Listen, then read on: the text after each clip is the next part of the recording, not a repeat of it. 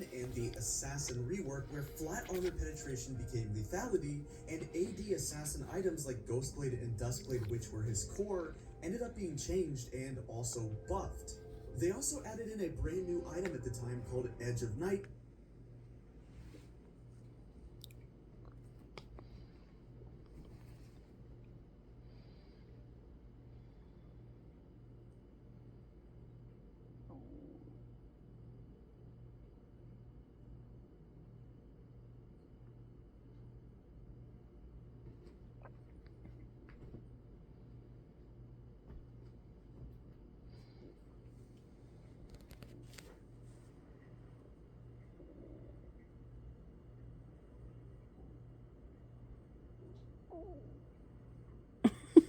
Sorry.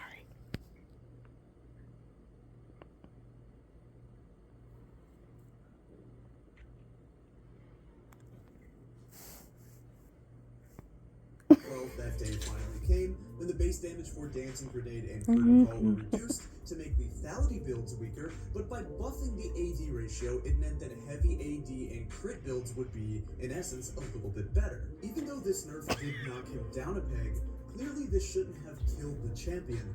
Yet towards the end of Season 7, he dropped off a lot. So what happened?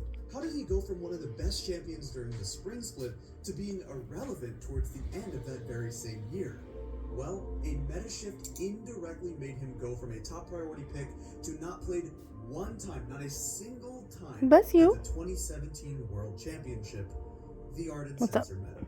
If you played back then, you remember the nightmare of better bot wins. Janna and Lulu were ridiculously strong, but the ADCs that became optimal to pair with those Ardent supports were along the lines of Kog'Maw, Tristana, Kalista, and Varus. These attack speed heavy on-hit and Guinsoo's AD carries benefited far more from the Ardent Sensor meta than some traditional crit users like Caitlyn or Jinx.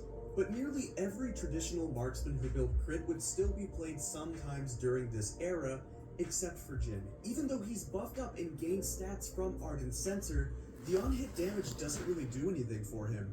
And you might think that he could still be picked to somewhat snowball the lane and try to shut down Kog'Maw, but Jin's laning phase being strong didn't matter.